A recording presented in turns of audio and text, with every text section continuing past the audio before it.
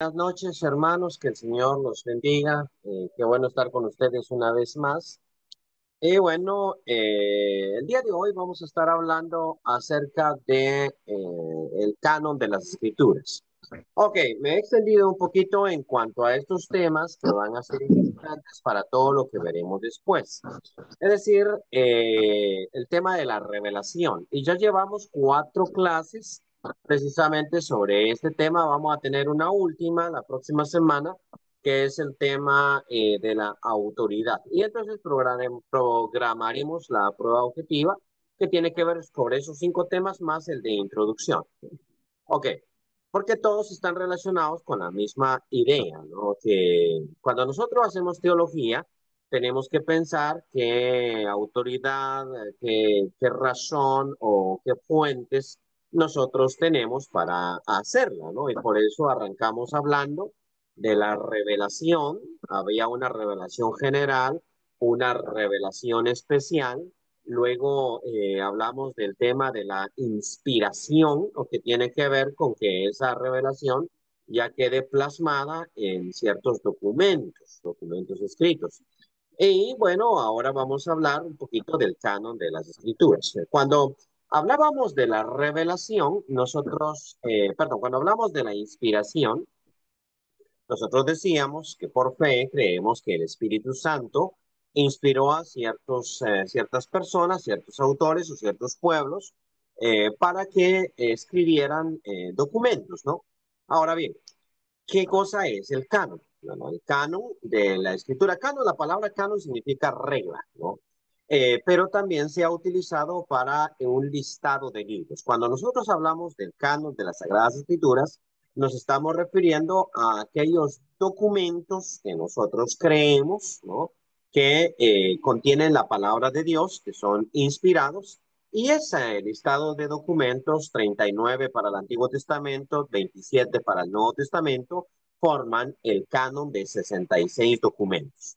Bueno, en el video que ustedes tenían que ver previo a la clase, se enlistan los libros, ¿no? Los 66 libros. Y también se habla de que no todas las iglesias cristianas están de acuerdo en cuanto al canon, ¿no? Quiero aclarar una cosita aquí. En cuanto al Nuevo Testamento, todas las iglesias cristianas están de acuerdo en los 27 documentos, sea la Iglesia Católica Ortodoxa, sea la Iglesia Católica Romana, sean las diferentes iglesias protestantes. Todos estamos de acuerdo.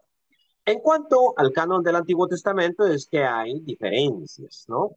Por ejemplo, en cuanto a eso, nosotros decimos 39 documentos, los católicos tienen 7 documentos extra, entonces hablan de 46.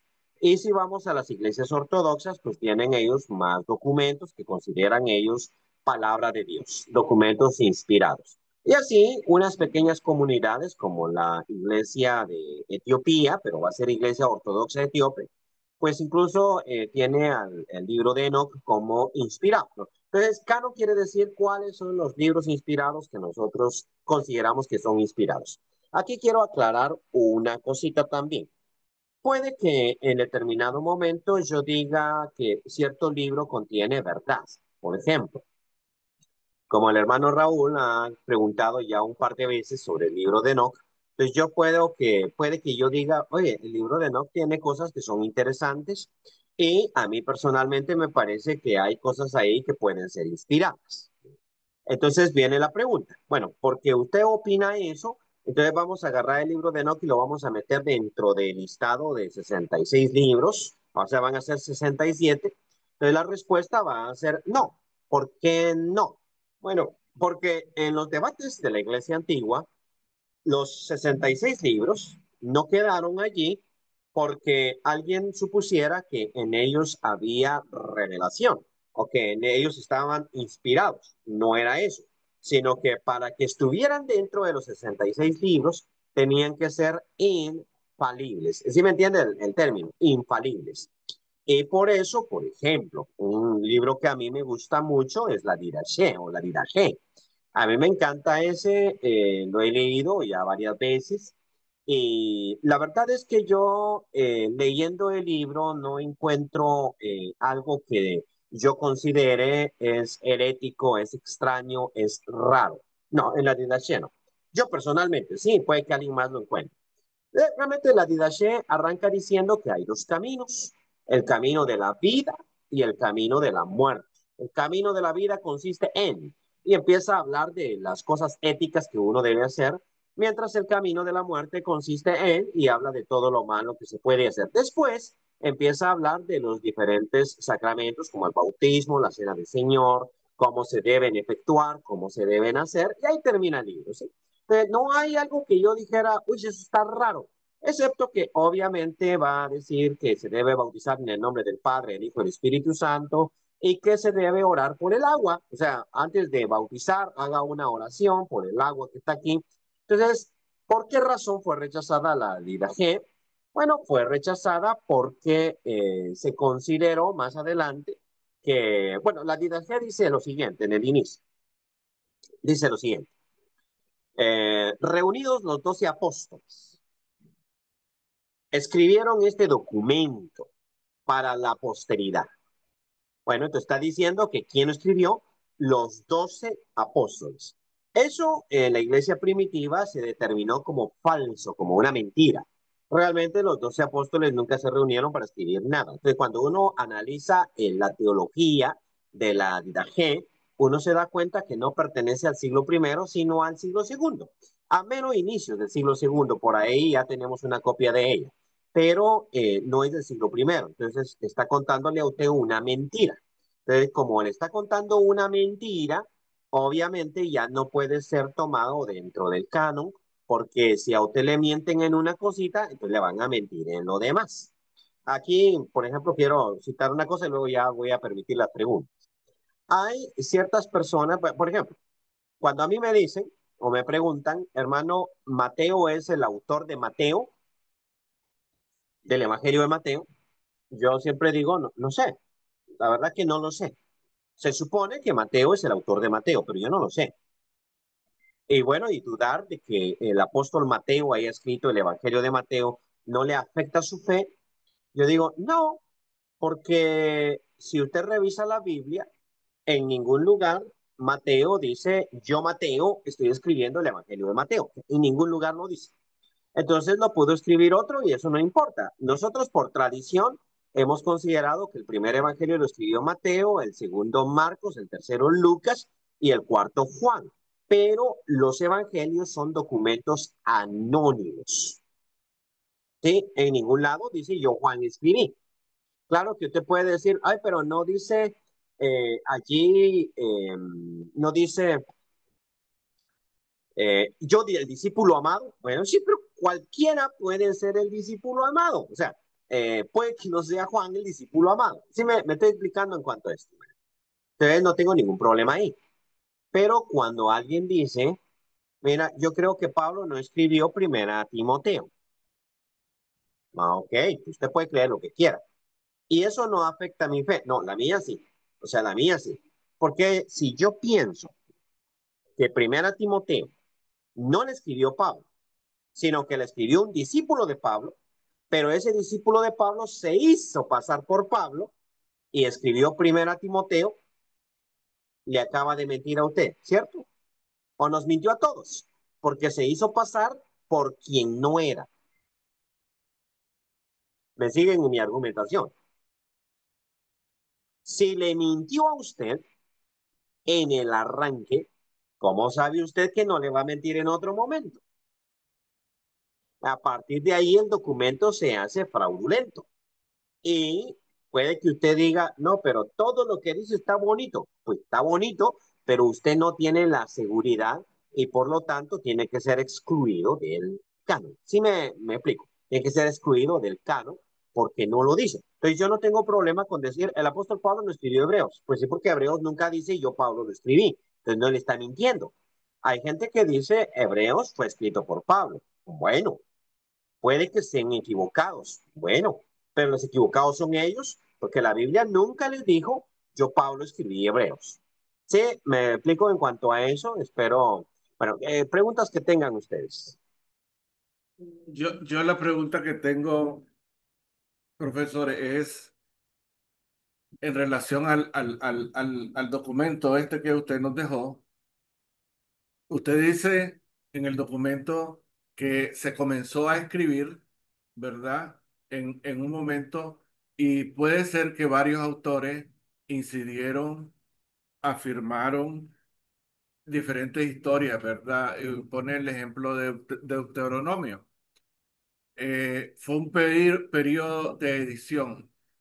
Mi pregunta es, ¿puede ser entonces que arqueológicamente, porque la arqueología va bien ligada a ciertos hechos que se van descubriendo?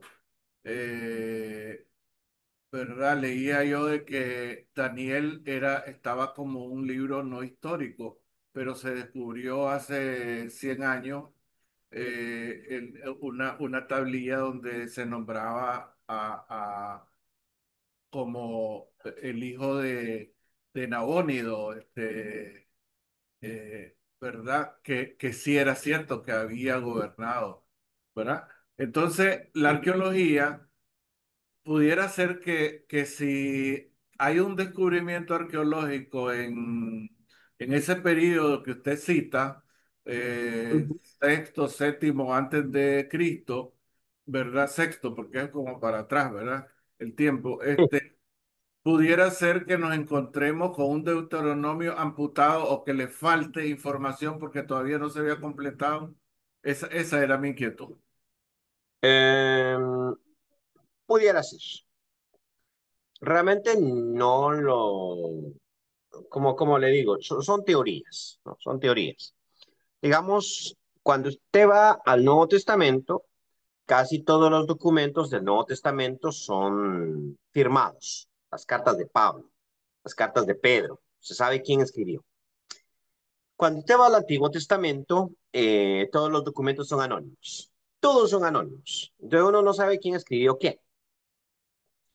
Claro que tal vez a uno le enseñaron, perdonen aquí, ¿verdad? Yo no, no tengo la culpa, pero a uno le enseñaron, mira, Samuel escribió el libro de Samuel, Jeremías escribió el libro de Reyes. Bueno, entonces las personas que dijeron eso, la pregunta que yo tengo es de dónde sacaron esa información. Pues no lo sacaron de ningún lado, sino que fue lo que se les ocurrió, ¿no? Como ahí dice primero y segundo de Samuel, entonces ellos le pusieron, ah, pues Samuel escribió Samuel. Ahí me perdonan, ¿cómo se llama este? La aclaración, ¿no? Samuel escribió Samuel. Pero eso no es posible, por una simple y sencilla razón. Samuel se muere mucho antes que termine el primer libro de Samuel. Entonces, ¿cómo pudo escribir el segundo si el hombre está muerto? Para ponerles aquí un desafío. Entonces te dice, pero ¿y por qué se llama Samuel? Bueno, los libros en hebreo no tienen esos nombres. Los traductores griegos fueron los que le pusieron ese nombre. ¿Por qué le pusieron ese nombre? Porque ellos miraron que el libro de Samuel arranca con el nacimiento de Samuel. Entonces le pusieron, ah, pongámosle a esto el libro de Samuel. Y entonces le pusieron ese nombre. Pero el libro originalmente no tenía ningún nombre, sino solo arrancaba en el tiempo de los jueces o así, ¿verdad? Sí, no sé cómo empieza primero de Samuel. Entonces, le pusieron Samuel y después vienen las personas y dicen, ay, sí, de ahí dice primero de Samuel, entonces Samuel lo escribió. ¿Sí me explico dónde viene la confusión y el engaño? Bueno, no estoy acusando yo aquí a nadie porque igual todos nosotros nos equivocamos, ¿no? Pero así fue esa suposición. Realmente cuando uno va al Antiguo Testamento, uno se fija que esos libros son anónimos. Aparte de eso, cuando uno ya los analiza bien, uno se fija que esos libros tienen ediciones, que no es el producto de un autor, sino que poco a poco se fueron construyendo, que hay una historia pequeñita nuclear, pero a la que se le van agregando detalles, o sea, se van haciendo ediciones. Le pongo un simple ejemplo.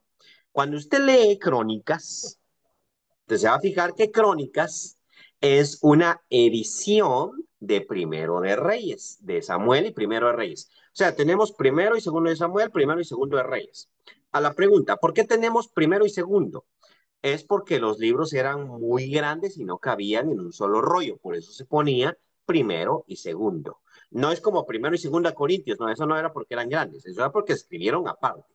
Pero en el Antiguo Testamento, primero y segundo de Samuel, Es porque el libro era muy grande y entonces tuvo que partirlo en dos para que cupieran en los rollos.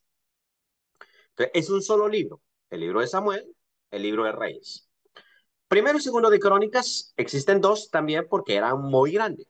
Ok, entonces Crónicas usa Samuel y usa Reyes, solo que lo edita, o sea, le hace añadidos y le quita. Primero de Reyes me cuenta a mí la historia de el reino del norte, ¿se acuerdan? Donde estaba ahí Samaria, y el reino del sur. Crónicas quitó todo lo del norte, por eso es que en Crónicas nunca va a encontrar usted al profeta Elías, Eliseo, todo, eso no va a encontrar eso. Le quitó todo lo del norte, dejó solo lo del sur, pero le hizo añadidos, no son iguales, cuenta otra historia, o sea, edita. Entonces, mira cómo usó, ¿cómo se llama este? Samuel y Reyes y cómo agregó. Entonces, para la pregunta del hermano Raúl, pues arqueológicamente nosotros tenemos muestra de eso en Samuel y en Reyes, una historia, y en Crónicas, otra historia. Entonces vemos cómo se hizo. ¿Podríamos nosotros encontrar un libro anterior a Primero y Segundo de Reyes que tuviera esa historia, pero no editada, que tal vez tuviera un contenido extra, ¿no? De, por ejemplo, un reino más al norte, que se yo, algo así, y que tuviera contenido que no tiene Primero y Segundo de Reyes? Entonces, si se pudiera encontrar arqueológicamente, bueno, esas son unas posibilidades. Yo personalmente no lo creo, ¿sí? No lo creo. Creo que hay cosas que no son posibles, que es muy difícil encontrar arqueológicamente uno de esos documentos, eso es bien complicado, pero la posibilidad está allí, ¿verdad? Que uno pudiera encontrar una edición anterior de Primero y Segundo de Reyes, por ejemplo. O en el caso del Deuteronomio no estaría tan seguro de esa posibilidad, ¿no? Pero en Primero y Segundo de Reyes sí. Pero sí me entienden cómo se va el proceso de escritura, o sea, hay un proceso de edición. De hecho, bueno, esto es muy complicado realmente, yo no quiero avanzar mucho en eso, porque no quiero, por decirlo así, sembrarles dudas, pero cuando uno lee el Evangelio de Marcos, y uno luego lee Mateo, ya se fijaron ustedes que se parecen mucho porque Mateo está siguiendo a Marcos. Entonces, Mateo es una edición de Marcos. Le quita ciertas cosas y le agrega otras cosas. Ya. Si uno, por ejemplo, mira Mateo y Marcos en griego, uno va a notar que son muy semejantes palabras, tres palabras. Pero uno nota realmente que Mateo está haciendo una edición. Si no tuviéramos a Marcos, entonces diríamos, ¿cómo sería antes de haberle hecho esa edición? Pero como tenemos Marcos, entonces ya sabemos cómo es antes de esa edición. El Pentateuco dicen que lo escribió Moisés, Sí. pero ya a esa época Moisés estaba muerto. Bueno, es que aquí es donde, donde, por ejemplo, nosotros de dónde, perdón, es que cuando tocamos estos temas uno siempre se pone un poquito nervioso, ¿no? Entonces, cuando a uno le enseñan, le dicen el Pentateuco lo escribió Moisés. Génesis, Éxodo, Levítico, Número, Deuteronomio. Lo escribió Moisés. Muy bien. Pero ya cuando lo cuestionan a uno y le dicen, oye, ¿de dónde saca usted que Moisés lo escribió? Entonces uno saca un montón de textos del Pentateuco donde dice, el Señor le dijo a Moisés, ve al pueblo de Israel y diles, ¿no? Entonces, pues Moisés tuvo que escribir todo esto. Sí, pero esa es una suposición que nosotros hacemos, pero no es necesario. Y entonces cuando ya se cuestiona mucho eso, uno se pregunta, oye, ¿y quién escribió sobre la muerte de Moisés? Porque el Deuteronomio termina diciendo que Moisés se murió y que el Señor lo enterró ahí en el monte Nebo, ¿no? Entonces, ¿qué? ¿Moisés vino de los muertos para contar eso? ¿O Moisés lo escribió antes de que pasara y luego, Señor, ahora sí entiérrame porque ya lo conté? Pero uno se hace esas preguntas, ¿no? ¿Por qué? ¿Y por qué, por ejemplo, si es correcto hablar bien de uno mismo? Porque el Pentateuco dice que Moisés era la persona más humilde de la tierra, pero si lo escribió Moisés, ¿cómo pudo escribir también de sí mismo? Y porque también en el Pentateuco se habla de Moisés en tercera persona. Dios le dijo a Moisés. ¿Por qué no dice Dios me dijo? ¿Ah? Dios me dijo que les dijera a ustedes, ¿no? ¿Por qué dice Dios le dijo a Moisés? A esas preguntas uno tiene que ser honesto, ¿no? ¿Qué pasó entonces? Porque en determinado momento sí se habla de Moisés como escribiendo algo, ¿no? Y entonces decimos, bueno, tal vez Moisés escribió leyes, o sea, escribió ciertas leyes o las leyes de Israel, ¿no? El código del pacto que está ahí en Éxodo capítulo 21 al 23, ¿no? Tal vez escribió los 10 mandamientos, el resto de leyes que tienen que ver con los levitas, etcétera, ¿no? Bueno, tal vez escribió todas esas cosas, sí, pero los 5 libros de la ley, esos no. La persona que escribió esos 5 libros agarró todo lo que Moisés había escrito y lo puso en un documento. Y entonces escribió sobre su muerte también. Entonces, por ejemplo, esto es como decir que Jesús escribió los evangelios. Jesús es el que sale hablando por todos lados de los evangelios. Pero los evangelistas utilizaron lo que Jesús dijo. Contaron la historia de Jesús. Jesús no escribió el evangelio, lo escribieron otras personas.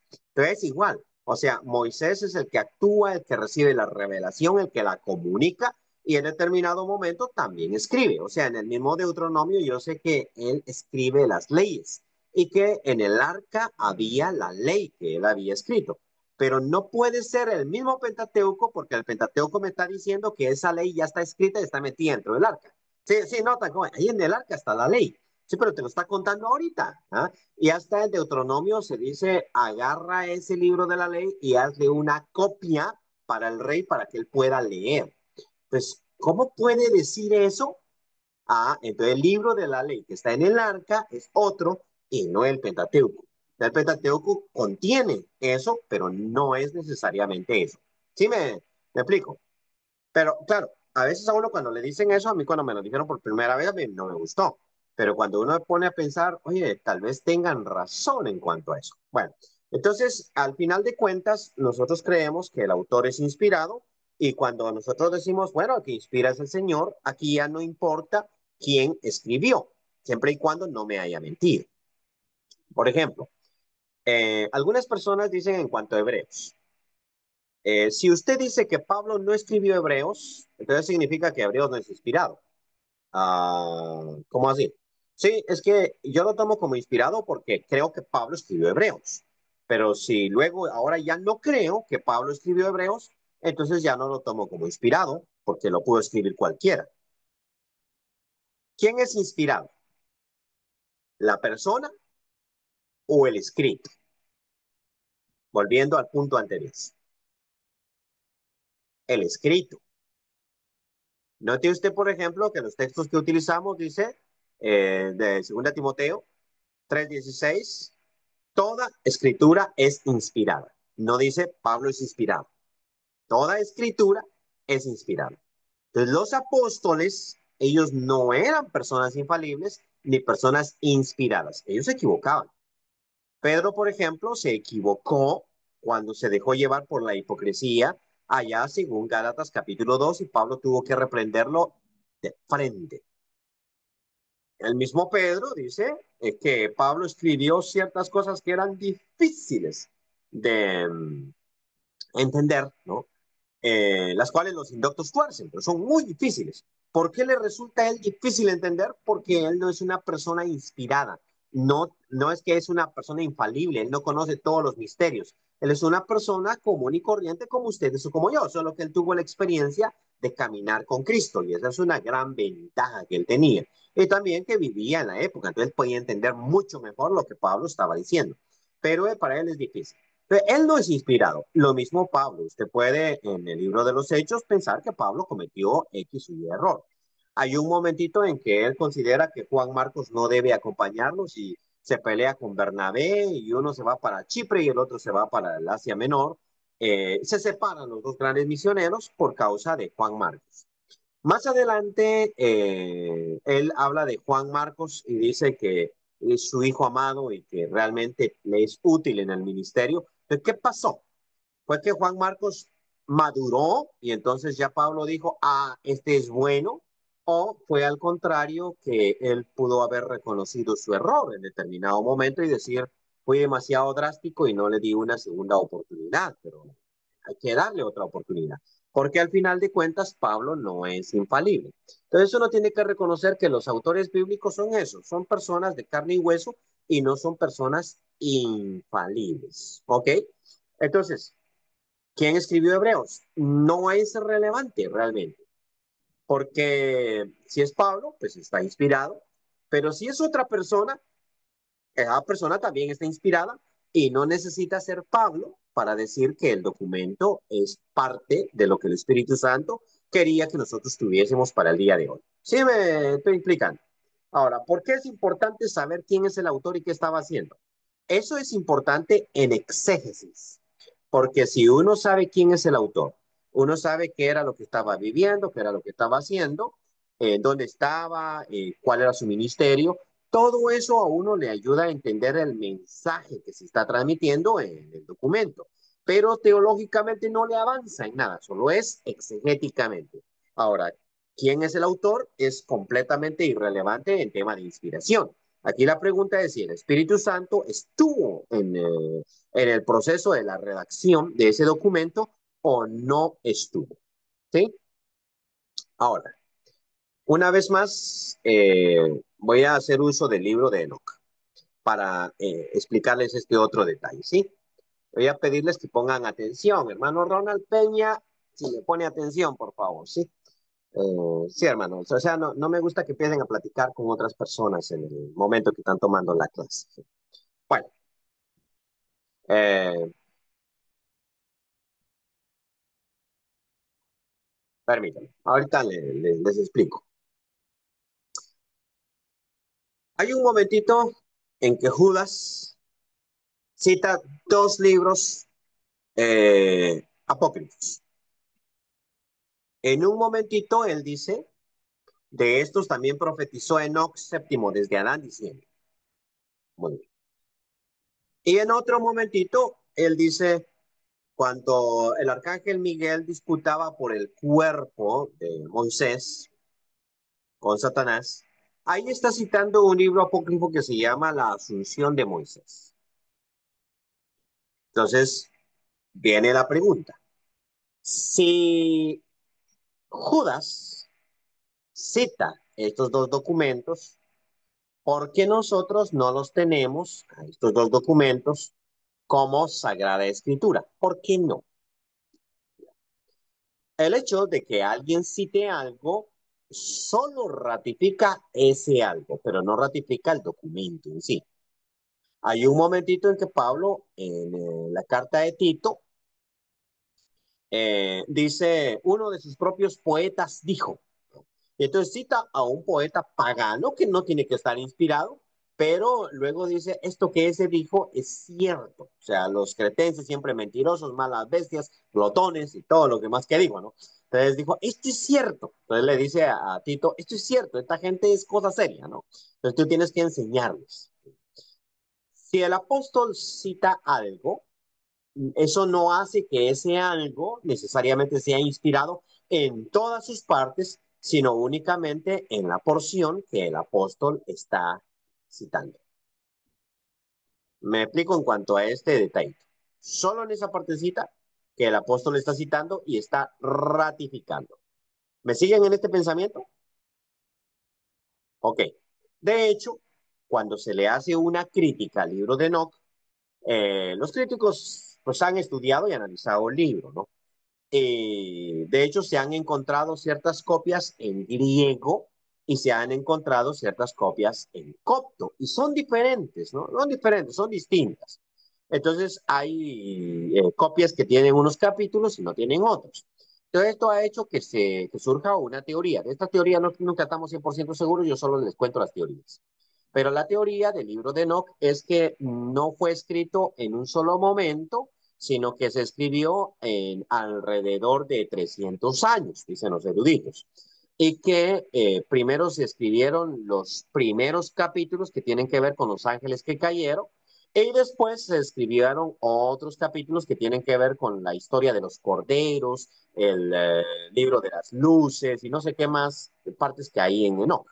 Entonces, esto quiere decir lo siguiente, que cuando Judas citó Enoch, él no tenía en sus manos una copia del libro de Enoch como nosotros la tenemos, sino que era mucho más chiquita, que tenía que ver nada más con los ángeles que cayeron.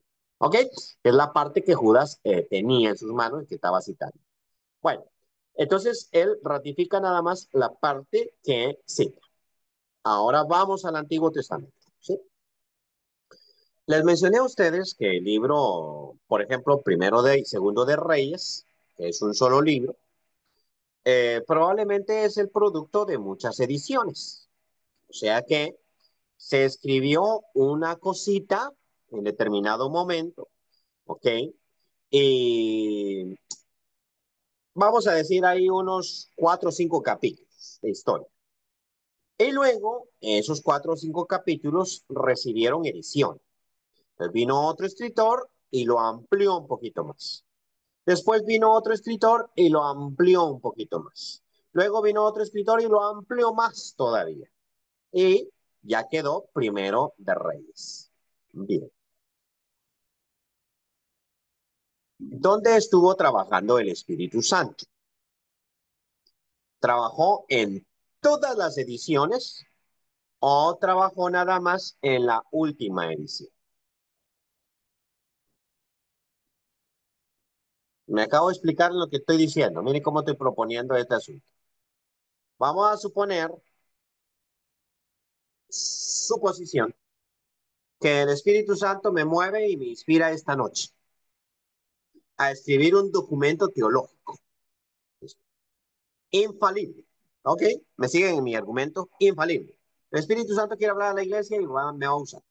Solo es una suposición. Yo sé que después estos videos se suben al YouTube y uno tiene que tener mucho cuidado con lo que va a decir porque otras personas lo pueden tomar de otra forma. Yo no quiero perder a nadie.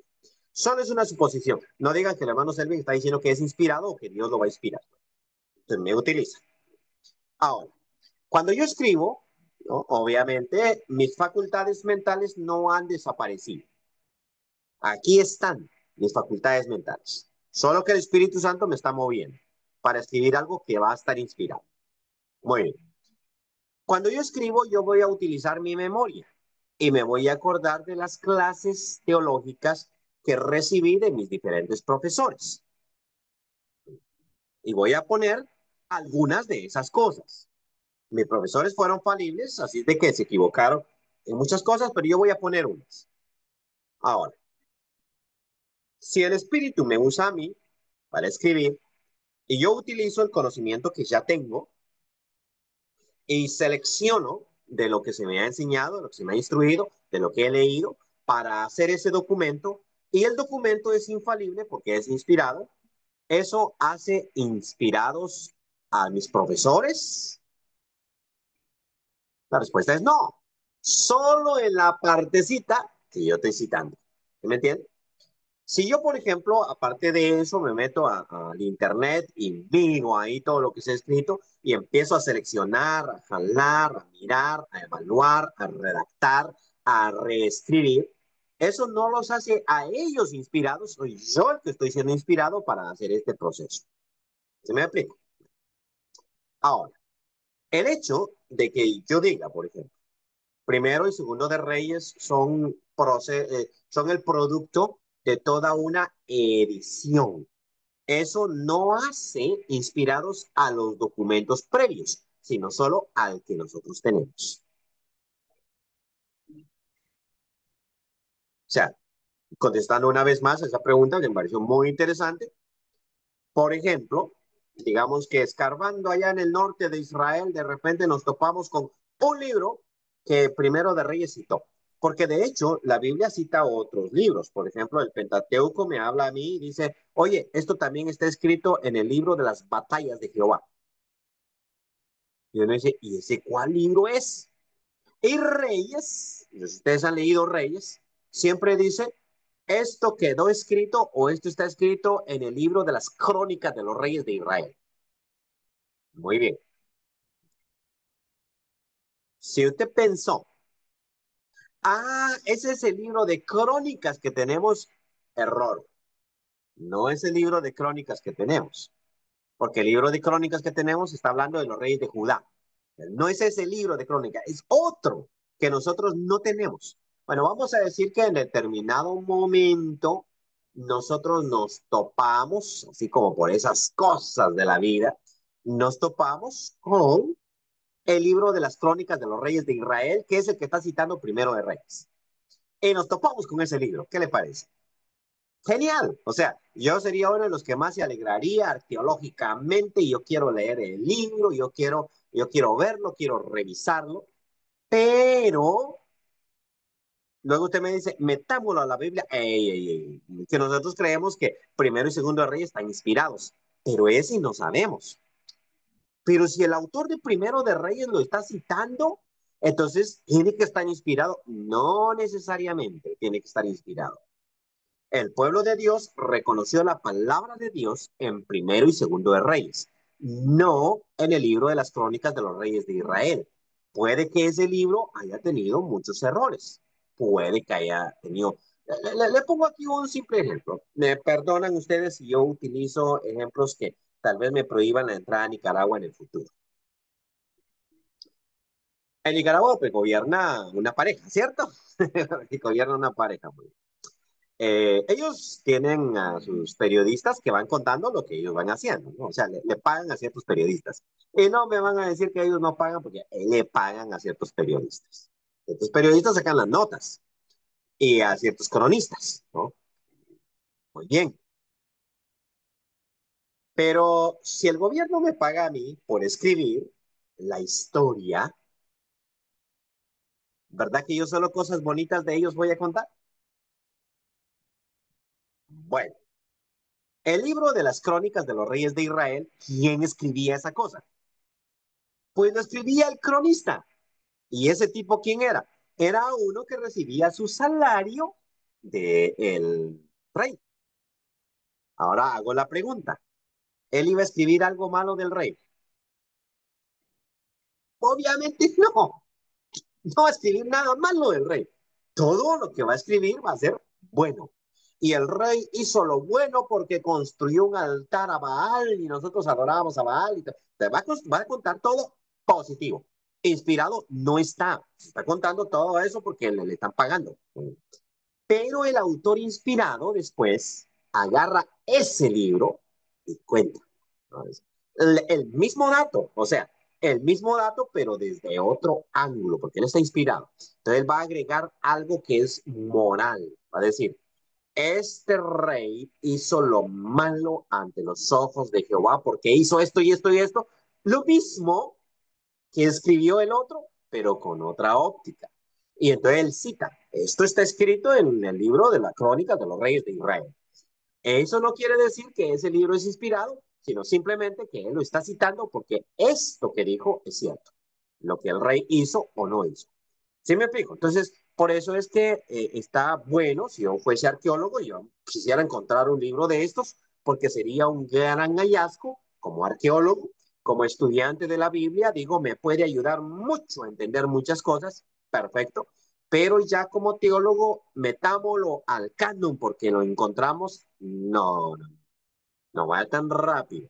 O sea, que lo encontremos, que lo haya citado Primero de Reyes, nos indica que nosotros lo vamos a meter al Buenas noches, hermano, Dios le bendiga. Este, canon. hermano, la pregunta es, ¿por qué el canon de los católicos tiene más libros que la Biblia de nosotros, de la Iglesia de Cristo? ¿Por qué? Los eruditos son Bueno, diferentes, obviamente, ¿verdad? no, lo que sucede, sí lo contesto en el video previo que ustedes tenían que ver. Yo siempre les posteo ese video, ¿no? Pero igual, hay cosas que uno se pierde. Yo me miro una película de 45 minutos y la miro otra vez y digo, ¿y a qué hora pasó eso? Porque yo me lo perdí, ¿no? Es que uno no puede mantener, o sea, cuando yo les digo, eso yo lo conté, eso yo lo dije, no es como, no lo tome como que hoy nos está regañando y no. De hecho, el video tiene que verlo varias veces porque uno se pierde las cosas, ¿sí? Ok, entonces, explico. Lo que sucede es que en la época de Cristo había dos, no, había más de dos cánones, había muchos cánones.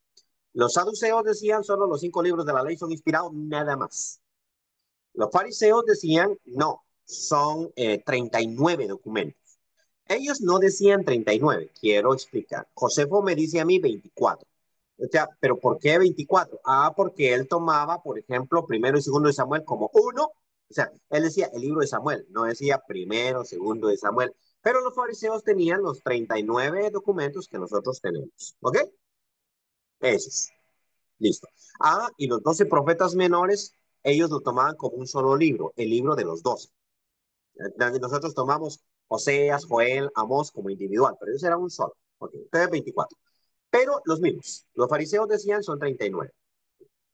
En la diáspora, la gente que vivía en Alejandría, los judíos que vivían en Alejandría, que hablaban griego, ellos decían son más. ¿Cuántos son? Más o menos unos 54. Todos los que estaban en la Septuaginta, más el libro de Enoch, el testimonio de Manasés, qué sé yo, tercero de Macabeos, ¿no? Primero de Esdras, otros libros, ¿no? Ahí lo tenían otros, que están en la Septuaginta. Si usted compra una Septuaginta en griego, va a tener todos esos libros, o sea, todo el libro. La iglesia nunca se puso de acuerdo en cuáles eran los libros sagrados. Nunca se puso de acuerdo. El judaísmo sí, porque cuando Jerusalén fue destruida, entonces los fariseos se volvieron los meros y el rabinismo que surgió después, el Talmud y todo eso, es de los fariseos. Entonces los fariseos, los judíos sí dijeron 39 documentos y todos los demás grupos que decían más, menos, quedaron eliminados. ¿Ok? Entonces, los judíos tienen su canon claro, 39 documentos. Pero la iglesia nunca, sino que la iglesia siguió y no estaba al tanto de cuántos eran esos libros. Entonces, cuando en la Edad Media se copiaban las Biblias, esas Biblias tenían esos documentos, tenían muchos otros. Cuando uno mira la Biblia del Oso, ¿sí? La Biblia del Oso, que es la primera que tradujo Casiodoro de Reina, esa Biblia tenía los libros apócrifos. La primera, de donde sale la Reina Valera, la Biblia del Oso. Sí me saben cuál es la Biblia del Oso, ¿no? Ok, esa tenía los libros apócrifos. Lo tenía. La primera Reina Valera, la que ya hizo Cipriano de Valera en 1602, tenía esos libros apócrifos, los tenía, solo que ya estaban en debate y entonces en esa edición los tiene, pero aparte, o sea, como que tiene toda la Biblia y apartito dice libros deuterocanónicos, o sea, ahí los tiene, pero los tiene, esa traducción, solo que ya los pone en un solo grupito. Cuando fue la Reforma Protestante, se hizo un concilio. Ese concilio se llamó el Concilio de Trento, que duró más de 20 años porque se interrumpía por guerras que había. Y entonces se interrumpía muchas veces. Eso se hizo en Trento. Trento está en Italia, norte de Italia, ahí se hizo. En ese concilio, que fue hecho para responder al desafío del protestantismo, porque la reforma protestante fue en 1517 y el concilio se convocó en el 1545, pero sin mal no estoy. ¿Ya? 63 fue que se hizo el canon, pero por ahí. Entonces, más o menos unos 30 años después de la reforma protestante, se hizo el concilio. Y ese concilio era para aclarar las cuestiones que estaban diciendo los protestantes. Por una parte, por ejemplo, los protestantes decían solo la escritura es inspirada. Eso lo vamos a ver la próxima semana. Solo la escritura. Lutero, ¿ah? Solo la escritura. El Concilio de Trento dijo la escritura, pero interpretada a la luz de la tradición. Ok, entonces va cambiando, sí. Y es el concilio que dice, bueno, cuando estamos hablando de escritura, nadie lo había preguntado, ¿de qué estamos hablando? Y ese concilio puso 46 libros del Antiguo Testamento y 27 del Nuevo Testamento. 46 libros del Antiguo Testamento. Ahí fue donde incluyó los libros que nosotros llamamos apócrifos. ¿Ok? Concilio de Trento de la Iglesia Católica Romana. ¿Sí? Muy bien. 100 años después surge el concilio de los protestantes, pero son los protestantes puritanos de Inglaterra, que hacen este concilio en una abadía que se llama Westminster. Si ustedes buscan en internet y le pone Concilio de Trento, PDF o texto, les va a salir ese concilio. Todo el documento que explica todo lo que ellos dijeron, el original, pero es como de unas, perdón, si mi memoria no me falla, como unas 300 páginas. Usted puede leer. Ahí lo consigue gratis. La Confesión de Westminster tiene como 40 páginas. Es más chiquito, o sea, usted puede leerlo. ¿Sí? Ustedes miran Historia del Movimiento de Restauración, porque la confesión es muy importante en la historia del Movimiento de Restauración, pero es chiquitito, 40 páginas, y allí le dice a usted toda la doctrina que los protestantes tenían. O sea, ¿qué es lo que los protestantes creen? Primero, que Dios es Padre, Hijo y Espíritu Santo, creen en la predestinación, creen en el libre albedrío, todos esos documentos están. Pero hay un momentito en que dice, creemos en las Sagradas Escrituras y creemos que la doctrina debe surgir solo de las Sagradas Escrituras, contrario a Trento que dijo las Escrituras interpretadas por la tradición. Ellos dicen, no, solo las Escrituras. Pero entonces ahora tienen que decir cuáles Escrituras. Y las Escrituras que ellos avalan, pues son, ahora sí, 39 documentos. ¿Por qué los protestantes entonces dijeron solo 39 y no los 46? La gente que no lee bien o que no lee, que no profundiza, dice, es que en esos libros que la Iglesia Católica había aceptado, defienden las doctrinas católicas. La verdad es que yo sí los he leído y no he visto dónde defiendan las doctrinas católicas. Hay un momentito en el segundo libro de Macabeos, que a mí no me gusta ese libro, pero ahorita, en que los macabeos hacen un sacrificio por los muertos, por si acaso puede servir de algo, dicen ellos. Ese es el único. Ese sería el momentito en que tal vez podría avalar eso del rezo por los muertos que tienen los católicos. Tal vez. Pero ese sería el único puntito donde yo, y todavía el autor dice, yo no sé si eso sirva, pero por si acaso nosotros lo hicimos. O sea, fíjese que ni siquiera él está seguro de lo que dice, pero sería el único puntito. Pero cuando uno lee el libro de sabiduría, cómo le pega de duro a la idolatría, que no, hombre, yo no sé por qué nosotros no canonizamos ese libro, porque no lo hicimos. ¿Cómo es que se llama? Si puede silenciar su micrófono por alguna razón, se le prendió. Bueno, entonces, yo no sé por qué nosotros no avalamos ese libro, porque mire, se dice unas cosas interesantes. Entonces, no fue por eso. ¿Por qué razón fue? Porque los protestantes voltearon a ver a los judíos y dijeron, si los judíos solo tienen 39 documentos, tengamos nosotros 39, los que ellos dijeron. Mientras los católicos se quedaron con aquel antiguo canon que había en Alejandría y por tradición quitaron ellos varios. La iglesia ortodoxa que yo cité, la iglesia ortodoxa, ellos nunca hicieron ese concilio y por lo tanto ni siquiera están seguros de cuántos libros son. Por eso es que si usted busca en internet, le van a decir, ellos tienen otros libros que también consideran inspirados, pero no hay una página que le dé a usted la cantidad exacta, los libros exactos.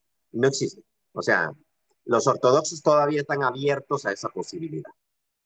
Tal vez en un futuro haga un concilio, tal vez no, pero es que el detalle es que al católico, y ahí me disculpan, ¿no? Pues a uno ofende sin querer, pero al católico no mucho le interesa el tema de las escrituras. ¿Sí?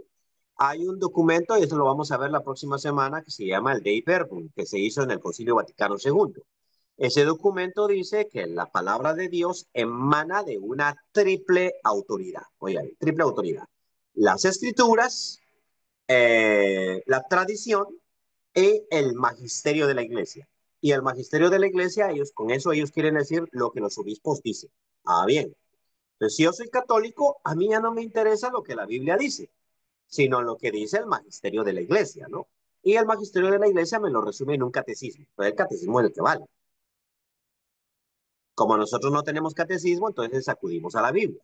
Entonces, para nosotros la Biblia sí es importante y tener un canon de la Biblia, o sea, cuáles son los libros que son inspirados, para nosotros sí es importante, pero para el católico no, porque el magisterio de la iglesia le dice cuáles son los libros y le dice cuál es el contenido de esos libros que él debe creer. ¿Sí? Sí, dígame, hermano Moisés. Hermano, entonces, esos 7 libros no son inspirados, pero según para los católicos están vigentes, porque si ellos usan esa versión, ellos son los únicos que la usan, me imagino, Sí, pero no están inspirados, no están inspirados, ¿verdad? sí, pero para ellos tampoco están vigentes. Es que eso es otra cosa. Eso es otra cosa. Déjeme explicarle. Es que para nosotros inspirado significa, oye, está vigente, pero cuando hablemos de autoridad, entonces que es el tema que viene, ¿no? Y espero que me tengan paciencia para ver cómo va un tema tras otro, ¿cierto? Pero en el tema que viene vamos a hablar de la autoridad. Para nosotros en la Iglesia de Cristo, toda escritura es inspirada por Dios, los 66 libros de la Biblia, pero no todos los libros son autoridad para nosotros, nada más los 27. Y hay otros que dicen que los 27 no son autoridad para nosotros. ¿Oyó? Solamente 23. ¿En serio? Bueno, si yo hago una encuesta, ¿cuántos libros son autoridad para la Iglesia de Cristo? Le aseguro que mucho predicador viejo va a decir solo 23. Claro, no lo va a decir hasta que yo le explique. Por ejemplo, según varios autores de la Iglesia de Cristo, la Iglesia surge en Hechos 2, ¿sí? Entonces, de Hechos 2 para adelante, eso es lo que rige a la iglesia. Pero de Hechos 2 para atrás, no. El Sermón del Monte. No, pregúntenle, ¿el Sermón del Monte es para nosotros? No, no, no, no. El Sermón del Monte lo dijo Jesús para sus discípulos que eran judíos. Pero eso no es para la iglesia. ¿En serio hay gente que dice eso? No, pues, si quieren le traigo aquí a uno que otro. A mí no me gusta citar por nombre y apellido, ¿no? Porque eso regale mala fama a alguien y a mí no me gusta eso, ¿sí? Pero a mí me lo han dicho hermanos viejos en la iglesia de Cristo, y no quiero citar nombres, me han dicho eso. De hecho, yo estaba sacando una serie que paré en mi canal de YouTube que era sobre el Sermón del Monte, versículo por versículo, y alguien me dijo, yo no sé cómo le va a hacer usted para justificar eso que está haciendo, porque eso nosotros no estamos bajo eso era para el pueblo de Israel. Me dijo, eso Jesús lo enseñó para los judíos, no para nosotros. Bueno, Mateo 19. Mateo 19 dice que uno puede divorciarse de su mujer y casarse con otra si ella le ha sido infiel, si ha cometido fornicación o viceversa. ¿Se acuerdan? Bueno, hay hermanos en la iglesia de Cristo que dicen que ese capítulo no es válido porque eso no era en el nuevo pacto, sino todavía es parte del antiguo. Ya digo que solo son 23 documentos los que ellos ponen. Ahora el tema de la autoridad. Entonces, ahora vamos con el católico. Los 73 documentos que tiene la Biblia católica son autoridad para ellos. Y le voy a poner un simple ejemplo. Los 10 mandamientos dicen no te harás imagen ni ninguna semejanza, ¿cierto? Y si usted me abre una Biblia católica, también lo dice. No que no, la Biblia católica lo dice. ¿Por qué se hacen imagen? Sencillo, porque en los 10 mandamientos que tiene el catecismo, que ese sí es la autoridad para ellos, allí desapareció ese mandamiento. Ellos no lo quitaron de la Biblia. O sea, no, ellos no se van a atrever a quitarlo de la Biblia. Por eso de que dice que la Iglesia Católica trastocó la Biblia, puro cuento. Porque las Biblias católicas tienen ese versículo en los 10 mandamientos, pero si usted lo busca en el catecismo de la Iglesia Católica, y creo que no he hecho el video todavía, así que a lo mejor pongo eso como un ejemplo, usted va a notar que en el catecismo ese mandamiento desapareció. Entonces, ¿qué es autoridad para ellos? No es la escritura, sino es lo que el magisterio dice de la escritura. Y eso está completamente claro en ese documento que tiene como 20 páginas, que se llama Dei Verbum del Concilio Vaticano II. También lo van a encontrar en PDF. Ahí lo pueden descargar del internet, porque todos esos documentos la Iglesia Católica los pone para disposición de su pueblo. O sea, ahí está, gratis. Usted lo puede conseguir. Lo que pasa es que a uno tiempo para leer y todo eso es lo que hace que uno no se eduque, pero todo eso está disponible allí para las personas. Bien, todo por hoy, que el Señor los bendiga, nos vemos la próxima semana, ¿sí? El viernes les posteo en el canal de Telegram, es donde yo pongo el documento que ustedes tienen que ver.